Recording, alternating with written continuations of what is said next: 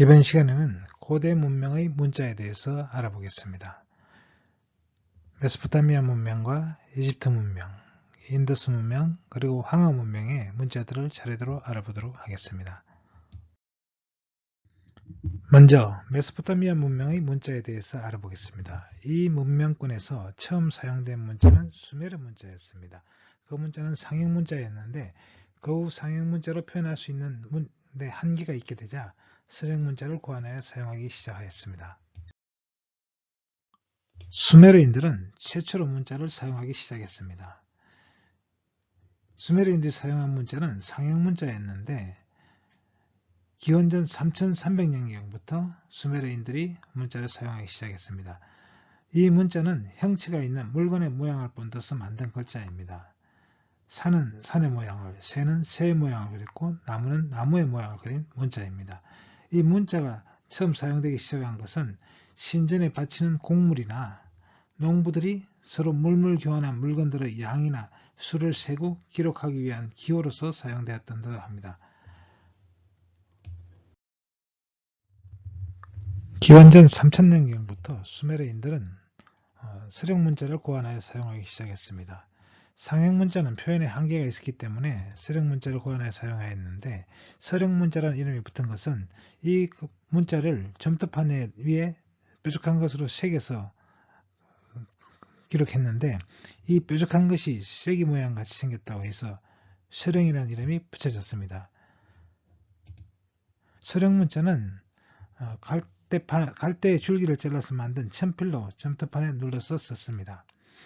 그리고 점차 이제 이 상형 문자적인 요소가 줄어들고 간소화되면서 추상화되었습니다.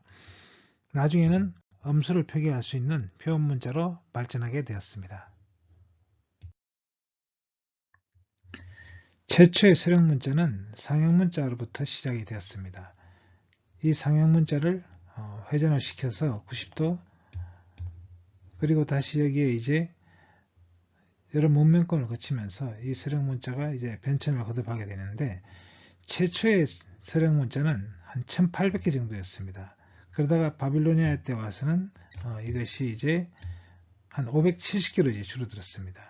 그리고 아시리아 때는 350개로 줄어들고 이제 고대 페르시아에서는 42개로 줄어들어서 글자의 획도 간단해졌습니다.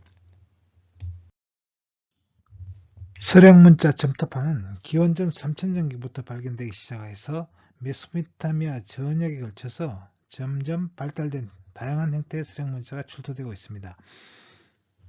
이 문자는 거의 기원전 1세기까지 사용되다가 그리스 문자와 아랍 문자가 널리 보급되면서 사라졌는데 점토판에 기록하는 것은 무게가 무겁기 때문에 좀 불편한 점이 많긴 하지만 이 점토판을 이제 잘 말리거나 불에 구울 경우 보존 능력이 돌을 깎아 새긴 것에 맞먹는 정도로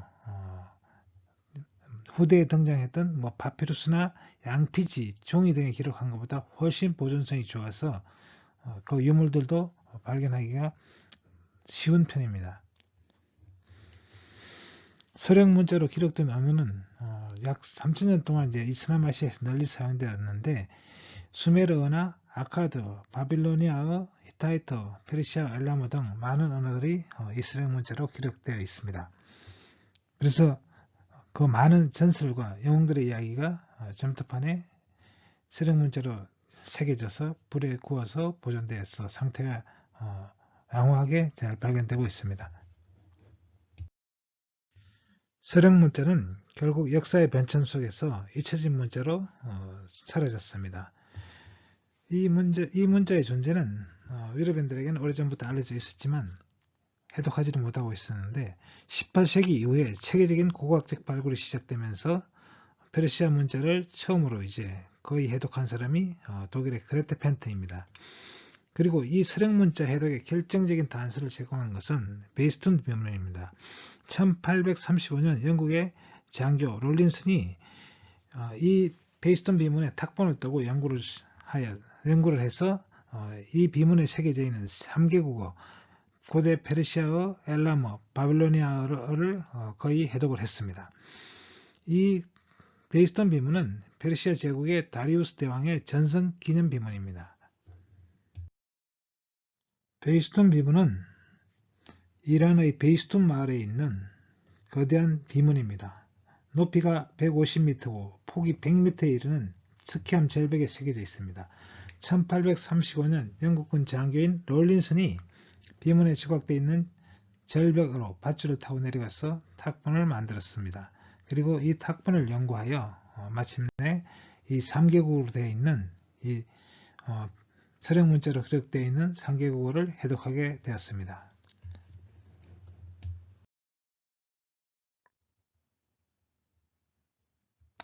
이번 시간에는 고대 문명의 문자에 대해서 알아보겠습니다. 메소포타미아 문명과 이집트 문명, 인더스 문명, 그리고 황하 문명의 문자들을 차례대로 알아보도록 하겠습니다. 다음은 이집트 문명의 문자에 대해서 알아보겠습니다. 이집트 문명의 문자는 메소포타미아 초기 상형 문자 영향을 받아서 기원전 3000년경에 발생해서 이후 3000년 동안 기본적인 변화는 거의 없고 서체의 변화만 있었습니다.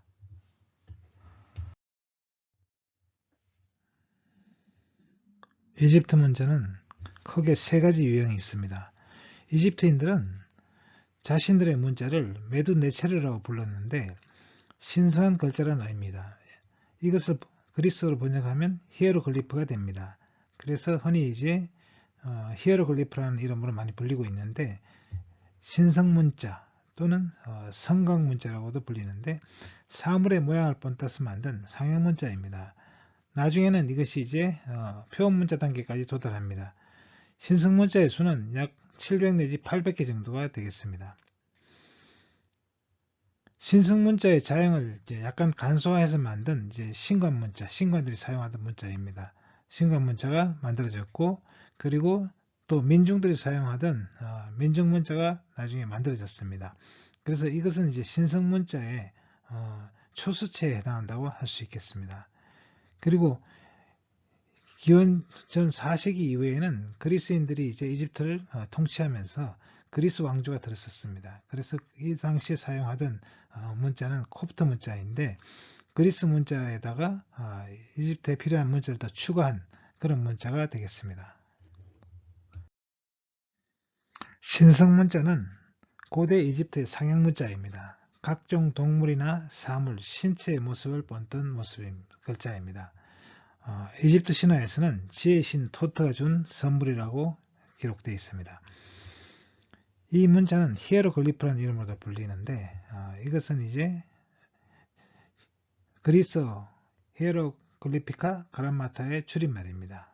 능력의 말이라는 의미가 되겠습니다.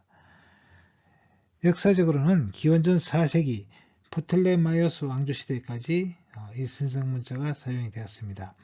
그리고 이제 이 문자가 잊혀졌는데 19세기 초에 이제 로제타석이 발견되면서 프랑스의 장 프랑스와 샹폴리옹이 해독을 하면서 이 문자를 읽을 수 있게 되었습니다.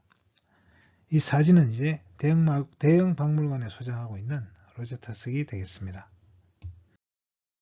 히에로글리프의 모습을 보면 각 글자들은 동물이나 사물, 신체를 본뜬 모습입니다. 세 종류로 이제 분류를 할 수 있는데 소리 글자와 의미 글자와 소리 의미 글자로 구분할 수 있습니다. 소리 글자는 이 그림과 상관없이 단어의 소리를 나타내는 데 쓰입니다. 의미 글자는 소리 글자로 이루어진 단어의 맨 뒤에 붙어서 그 단어의 뜻을 결정합니다.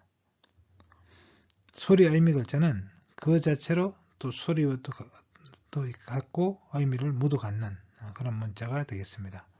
그러니까 이것은 표의 문자라고 이제 할 수가 있겠습니다.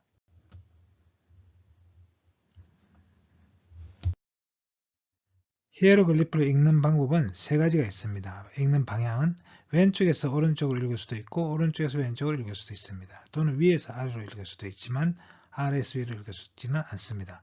자, 그러면 어느 쪽으로 읽어야 하느냐 하는 것은 바로 이제 글의 시작점에 있는 문자에 등장하는 사람이나 동물의 머리가 향하는 방향으로 읽는 것입니다.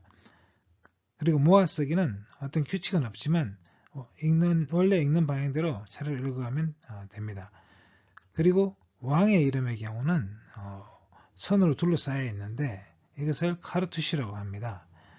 이 카르투시가 결국 로제타석을 해석하는데 결정적인 실마리가 되었습니다.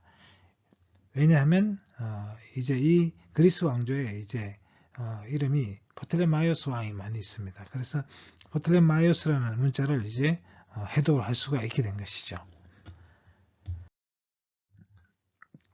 신관 문자는 신성 문자의 흘림체입니다. 이집트 제1왕조 때부터 처음 사용하기 시작했고 주로 파피루스 위에 갈대펜과 검댕이 잉크를 사용해서 쓰여졌습니다. 기원전 660년경에 민중 문자가 널리 쓰이면서 설자리를 잃었습니다. 신관들 사이에는 이제 그 이후에도 수세기 동안 더 사용되긴 했지만 일반인들은 민중 문자를 주로 사용하게 되었습니다.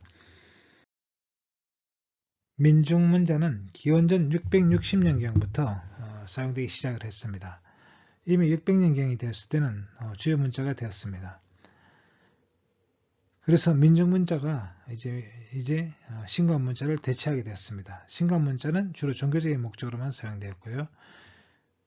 민중 문자는 주로 이제 돌이나 나무에 새겨졌습니다. 기원전 4세기경에는 그리스가 이집트를 이제 통치하기 시작을 하면서 고대 그리스 자모를 이용한 문자가 쓰여지기 시작했습니다. 그래서 민중 문자 대신에 고대 그리스 자모가 사용되기 시작을 했고, 그래서 어렵고 난해한 이제 민중 문자보다는 그리스 문자가 사용하기 쉬웠기 때문에 결국 그리스 문자를 개량해서 새로운 문자로 만들어서 쓴 것이 코프트 문자입니다. 이 코프트 문자는 그리스 문자에다가 이집트어를 표기하는 데 필요한 문자를 더 추가한 그런 문자가 되겠습니다. 그리스 문자에서 표기할 수 없는 소리, 그리고 인도음을 표기하기 위해서 받아들인 이제 민중 문자가 7개가 되는데, 이 7개의 문자가 바로 샹폴리옹이 로제타석을 통해서 이집트 상형 문자가 표음 문자 기능도 하고 있음을 알게 된 그런 힌트가 되었던 문자가 되겠습니다.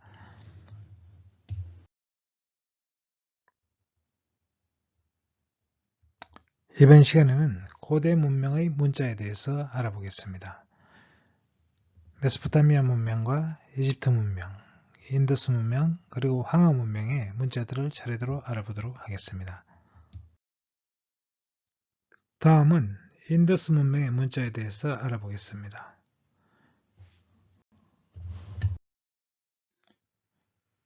인더스 문명은 기원전 3000년 중엽부터 약 1500년 동안 인더스 강유역에서 청동기를 바탕으로 번영한 고대 문명입니다. 이 문명에서는 상형 문자를 사용하였는데 하라파와 모헨조다로 등 문명의 중심 도시에서 사용되었습니다. 이 문자는 인장이나 도장류 등에서 발견되고 있습니다. 아직 완전히 해독되지 않기 때문에 그 내용은 잘 알 수 없지만 이제 이 문자들도 역시 상형 문자로 생각되고 있습니다. 현재 인도인들이 사용하고 있는 문자는 데바나가리 문자입니다. 고대 인도에서 생겨나서 발달한 문자인데 인도 유럽어족의 언어인 산스크리트 문자를 만들어내는 역할을 했습니다. 현재 인도의 힌두 알파벳으로 대부분 사용되고 있습니다. 힌디어, 카슈미르어, 마라티어, 네팔어 등 120개가 넘는 언어의 기록과 인쇄에 사용되고 있습니다. 이 문자는 아부기다 문자입니다. 음절 문자와 알파벳의 특징을 두루 갖춘 문자입니다. 데바나가리 문자는 33자의 다수리 문자와 10종의 홀수리 문자로 이루어집니다. 여기에 9종류의 모음, 보호와 비음, 무성, 기호의 생략을 나타내는 몇 가지 기호가 있고 숫자가 또 10개가 있습니다. 아라비아 숫자라고 부르는 것이죠. 쓰는 순서는 이제 왼쪽에서 오른쪽으로 쓰고 있습니다. 데바나가리 문자의 기호는 아람 문자에서 갈라져 나온 브라흐미 문자에서 기원합니다. 아람 문자가 기원전 3세기경 브라흐미 문자에 파생시켰고, 여기서 또 6세기경에는 여러가지 문자로 분화가 되었고, 이것이 7세기경에 나가리 문자로 전해졌습니다. 그 이후에 나온 문자가 데바나가리 문자가 되겠습니다. 나가리는 도시의 문자라는 뜻입니다. 데바는 신이라는 뜻이고요. 이 문자의 특징은 이제 각 문자가 문자 윗부분에 일직선으로 이제 이어진 채 쓰여 있다는 것이죠. 마치 이제 빨랫줄에 빨래가 널려 있듯이 현대어에서는 이제 이 수평선이 낱말 단위로 그어져 있지만 산스크리트 전통 서법에서는 모든 문장에 이 수평선을 그어서 사용했습니다.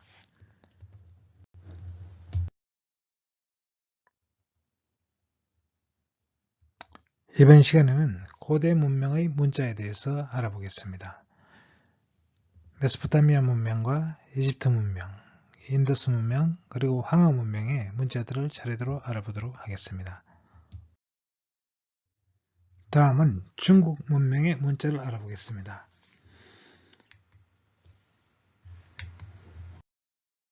중국 문명에서 최초로 쓰인 문자는 각골 문자라고 생각됩니다. 각골 문자는 거북이의 뱃딱지나 짐승의 뼈에 새겨져 있는 글자인데 언나라 후기의 유적지에서 발견됐습니다. 언나라는 상나라라고도 하는데 기원전 1500년경에 쓰기 시작한 것으로 추정됩니다. 주로 이제 점의 결과를 기록하는 목적으로 쓰여졌습니다. 약 4,000자 정도가 발견되었고 절반 정도가 해독되었다고 합니다. 한자의 기원으로 생각되고 있으며 상형 문자의 특성이 강하고 획과 부수는 고정되어 있지 않습니다.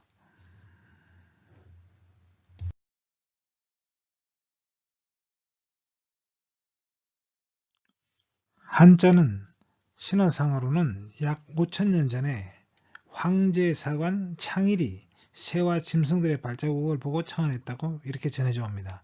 하지만 실제로는 아마 상형문자에서 발전하였을 것으로 추정되고 있습니다. 상형문자가 쓰이기 시작을 하면서 점차 체계를 갖추었을 것으로 추정됩니다.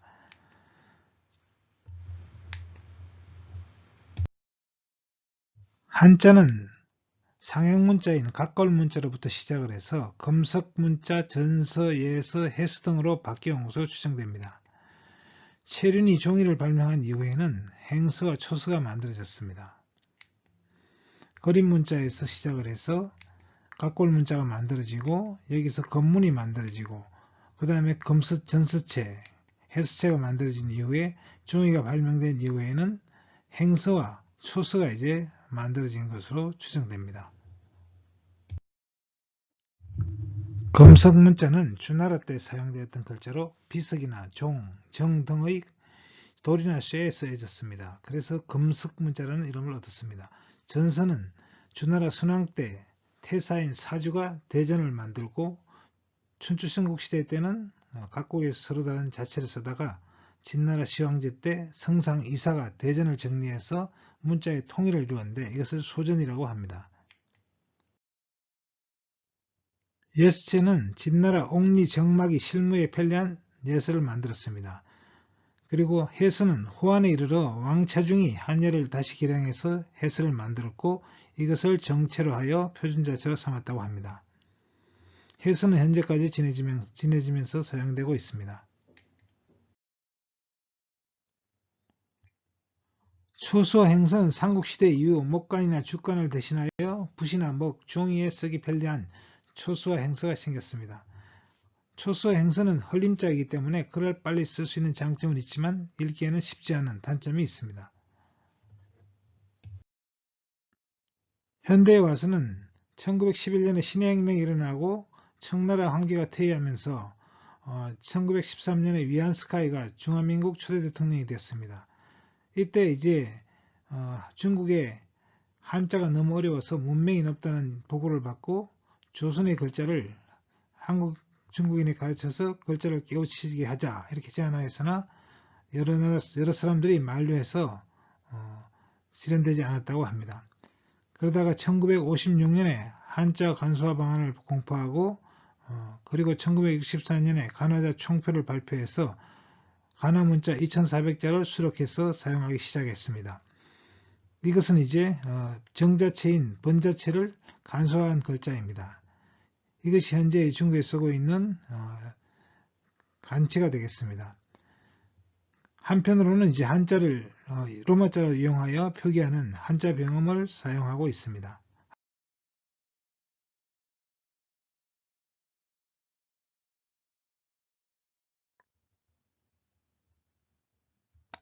이번 시간에는 고대 문명의 문자에 대해서 알아보겠습니다.